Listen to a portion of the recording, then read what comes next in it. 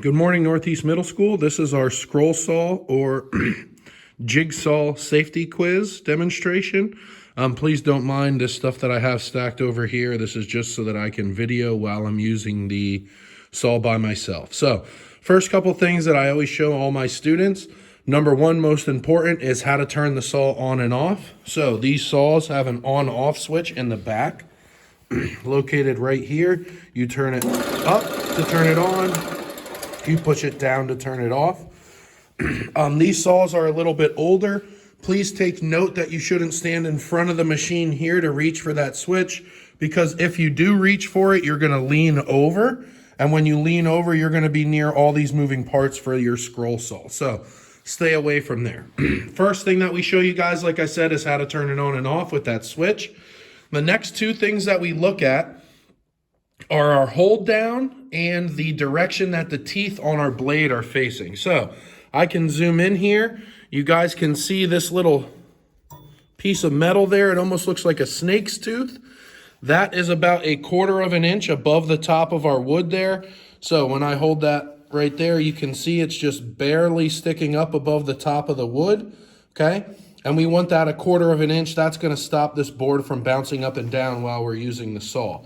The second thing that we're gonna look at, guys, if I can get a good picture of it here, sorry about that, is those teeth, or are those teeth. You can see that those are pointing down, okay? The reason why it's important that those teeth point down, guys, is because that's the direction that this saw cuts. So when this saw is on the downward motion, it's pushing the board flat against the table and it's cutting. On the upward motion, guys, those teeth are not pointing up, so it's not going to cut our material. That's important. If that blade was put in this saw upside down or backwards, it could make it very, very difficult for you guys to cut, because it's going to be pulling that board out of your hands while you're using the saw. Okay? So right now you guys can see that we have the piece of material that we're going to be using sitting right here on our workspace.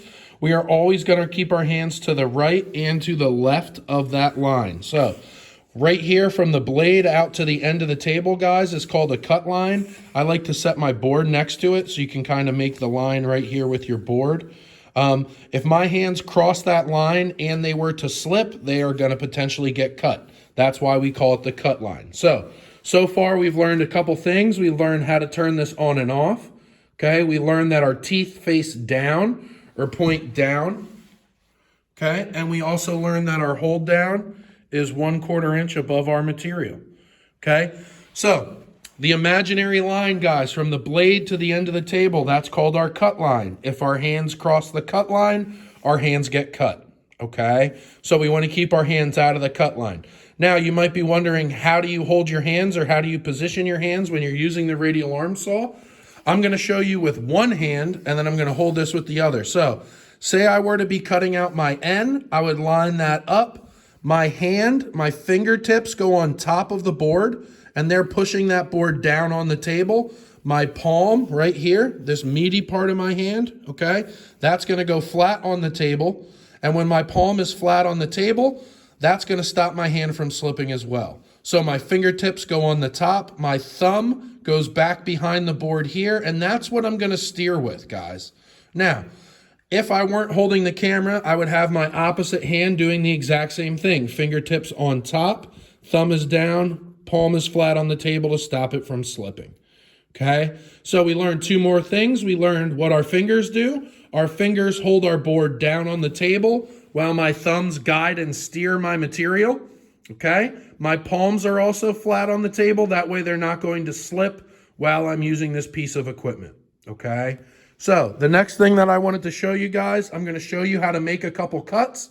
Hopefully you guys can see I have a little stand set up here next to the saw. So I am going to do my best to show you.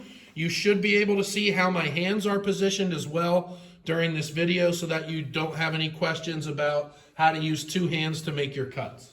So let me just get a pair of safety glasses and we'll get started.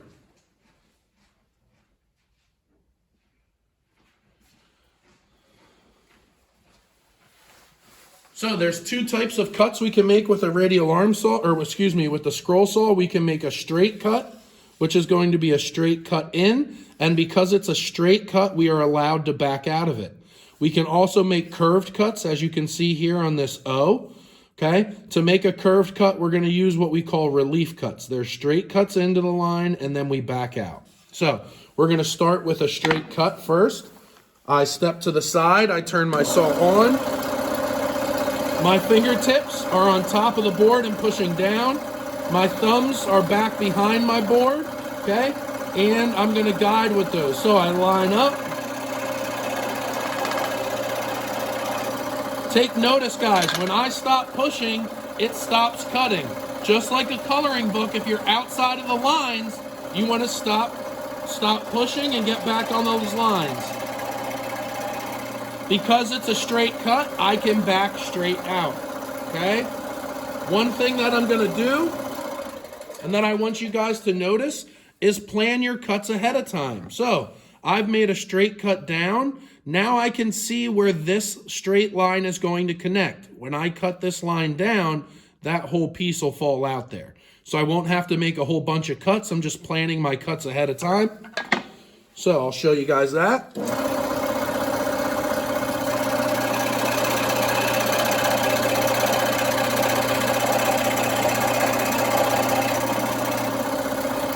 You guys can see, as you guys can see, once I connected those two lines, that piece of material fell out of the way. My partner's job is to use their pencil or a scrap piece of wood to knock these tiny pieces out of the way. I suggest knocking them all the way off the table with your pencil. That way you aren't tempted to pick them up with your hands or reach in near the moving parts. So I showed you guys how to cut a straight line. The next thing that we're going to show you guys how to do is cut this curve. Now, because this is curved, if I started cutting in here and tried to back out, I'm going to create an issue for myself because I'm going to pinch the blade in between that cut that I made. So, in order for me to cut a curve, I'm going to use relief cuts. I cut a straight line in and back out, a straight line in and back out. And by doing that, as I start cutting my curve, every time I hit that relief cut, I'm going to know that that piece is going to fall out of the way so I don't have to back out. So, first I'm going to show you the relief cut, then I'm going to show you how to cut it. My relief cuts are small lines that go into my curve.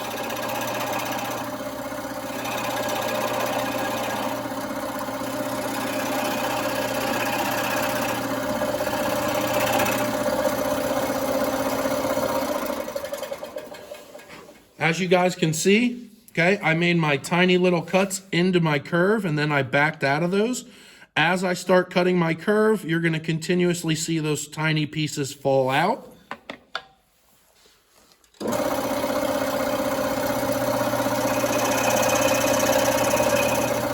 One trick for cutting the curve is you're pushing forward as you're turning. So, you guys can see those first two relief cuts have fallen out. And again, as you're cutting with this, you're pushing forward.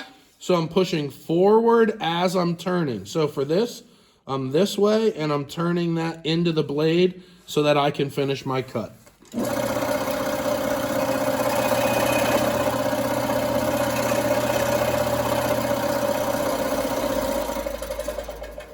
Now you can see that I made my cut. Okay, the last thing that I'm going to show you guys, one of the questions on your quiz, it will say, can you cut 90 degrees? Okay, the answer to that is yes, you can cut 90 degrees. You just have to do it in more than one step. Okay, so right here you see that we have a 90-degree angle. I'm going to cut up both sides of the A, just like that. Once I have those cut, I'm going to cut a diagonal all the way across. When I cut that diagonal across, this whole piece is going to fall out. Now I can cut a diagonal from here over, and that whole piece will fall out. And I can keep going back and forth. We call it the X technique, okay? So I'm going to show you guys that real quick. So my hands are still to the right and left of the blade, pushing down, guiding with my thumb.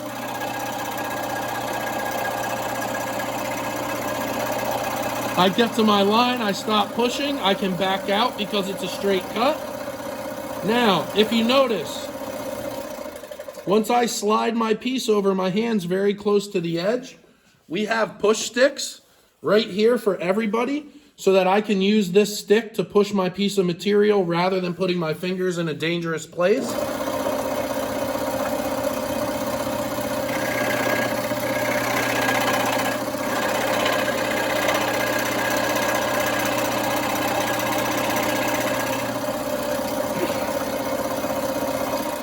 Now that I've made my 2 straight cuts, I can cut my diagonal.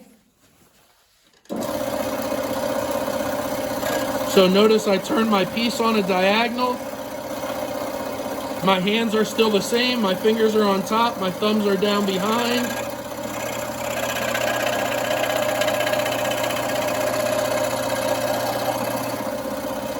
I cut across. Can see how we use our pencil to get that piece out of the way. Now that whole piece is fallen, I can create space so that I can come in and cut on my angle this direction now. Okay? So same thing. You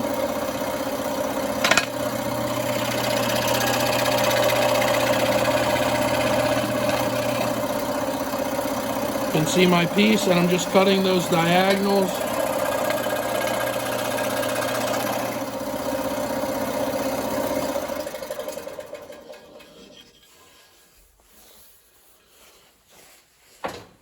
Okay, so yes, I can cut a 90-degree angle, okay? I just want to make sure that I'm doing it in more than one cut. So, quick review, guys. I know it was a lot of information for you guys to listen to, but number one, how we turn it on and off, we step to the side of our machine, we turn our button on, okay? We would step back to the front. We're always remembering the imaginary line. Excuse me, sorry about that. From the blade to the end of the table, that's called our cut line. My hand's over top of the cut line, it's going to get cut.